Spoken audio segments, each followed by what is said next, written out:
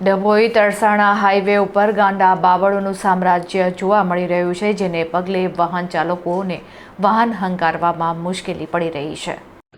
વેગા ચોકડીથી તરસાણા ચોકડી સુધીના માર્ગની બંને બાજુએ ઉગી નીકળેલા ગાંડા બાવળોને કારણે આ માર્ગ હવે અકસ્માત માટે ભયજનક સાબિત થઈ રહ્યો છે, છતાં તંત્ર દ્વારા કોઈ નક્કર પગલાં ભરવામાં આવતા નથી.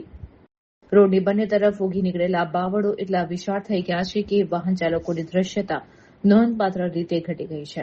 ખાસ કરીને રાત્રિના સમયે રોડના કિનારાના પટ્ટા દ્રશ્ય થઈ જતા વાહન ચાલકો અંધારામાં થાપ ખાઈ રહ્યા છે, જેને કારણે અનેક વાહનો ખાડામાં ઉતરી જવાની ઘટનાઓ પણ બની રહી છે.